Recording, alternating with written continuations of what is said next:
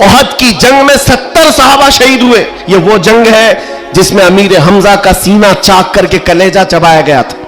یہ وہی جنگ ہے جس میں حضرت عبداللہ بن جہش صحابی رسول کے جسم کے 80 ٹکڑے کر کے کافروں نے ہار بنا کر پہنے تھے.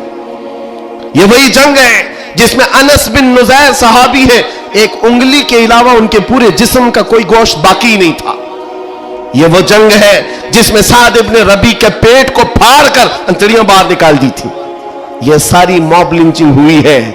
اس جنگ کے میدان میں سب سے بڑا حادثہ کیا ہوا تھا؟ رسول پاک صلی اللہ تعالی علیہ وسلم کے چہرے پاک پر ایک ظالم نے لوہے کی ٹوپی سے مارا تھا, تو جس کی وجہ سے حضور کے 2 دانت شہید ہوئے تھے. یہ جنگ کے حالات. اب سنو, صحابہ کرام پیچھے ہٹ گئے. نبی پاک صلی اللہ علیہ وسلم احد پہاڑ کے اندر جا کر بیٹھے, کیونکہ جنگ کے حالات بدل گئے, کفار و مشرکین غالب آ گئے. کبھی ایسے حالات آتے ہیں, سنو میرے عزیز, کبھی ایسے حالات آتے ہیں مومنین کو پیچھے ہٹنا پڑا. صحابہ رسول اللہ کے ساتھ پیچھے چلے گئے.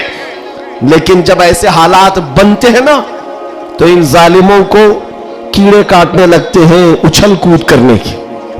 میدان میں اچھل کود شروع ہو گیا, جشن شروع ہو گیا, چھیڑنا شروع کیا مومنین کو. کیا کہہ کر کے ابو سفیان ان کی طرف سے آیا, کافروں کی طرف سے, اور نعرے لگانا شروع کر دیا. جو آج سب سے بڑا مسئلہ ہے نا, ہاں, یہ احد کے میدان میں بھی ہو رہا تھا. اور میں تمہیں بتاتا ہوں رسول اللہ کے اخلاق کیا تھے.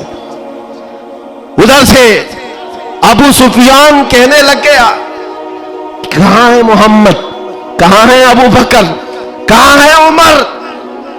جنگ کے میدان میں دکھ نہیں رہے تھے. تو اس نے کہا سب قتل ہو گئے, سب شہید ہو گئے. اور اس کے بعد سارے لوگوں میں نعرہ لگا رہا تھا, الگ الگ نعرے لگ رہے تھے. حضور پاک کے کانوں میں آواز آئی. حضور بیٹھے تھے, زخمی حالت میں تھے, صحابہ مغموم تھے. اس بات, یہ سب چیزیں ہونے کے باوجود نبی پاک صلی اللہ تعالی علیہ وسلم جلال میں آئے, اور پھر کہا کس کو جانتے ہو؟ عمر ابن خطاب کو. کہا عمر اٹھو, ان کا جواب دو, اٹھو, ان کا جواب دو. حضرت عمر پہاڑ کے کنارے آئے, پکارنے لگے, محمد بھی زندہ ہے, ابو بکر بھی زندہ ہے, عمر بھی زندہ ہے, اور تمہاری آنکھوں میں اور تمہارے دل میں گڑتے رہیں گے. میدان احد سے حضرت عمر کا جواب آیا.